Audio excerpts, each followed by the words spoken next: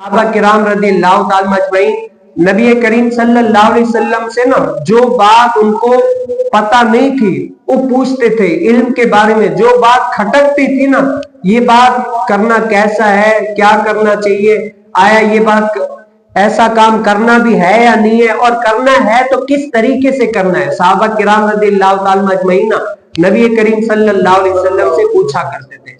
अब रात के नवाफिल तहज्जुद के बारे में हुजूर अलैहिस्सलाम ने तो पहले इरशाद फरमाया कि पढ़नी चाहिए, लेकिन सहाबा को भी पता है कि रात को तहज्जुद पढ़ना चाहिए। लेकिन सहाबा का इश्क, मोहब्बत, प्यार देखे, या रसूल अल्लाह रात को नवाफिल पढ़ने हैं, तहज्जुद पढ़ना है, लेकिन या रसूल अल्लाह कितना पढ़ना चाहिए, यानी 4-4 पढ़ना चाहिए, 2-2 पढ़ना चाहिए, जो आप फरमाएंगे हमारे लिए वही बेहतर है।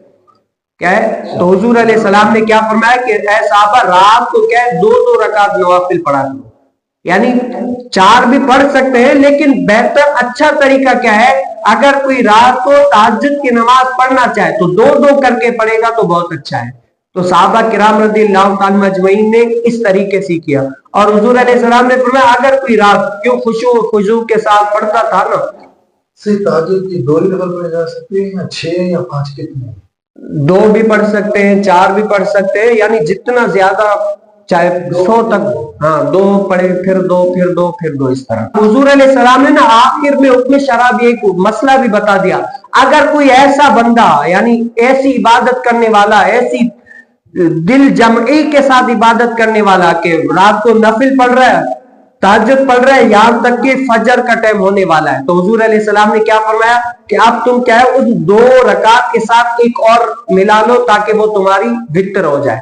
हुजूर अलैहिस्सलाम ने फरमाया अगर तुम्हें पुख्ता यकीन है कि इशा के बाद मैं इशा की फर्ज पढ़ के रात को तहज्जुद के लिए उठ जाऊंगा, तो अब तुम वितर क्या है तहज्जुद के साथ पढ़ो, तुम्हारे लिए बेहतरीन तरीका यही है।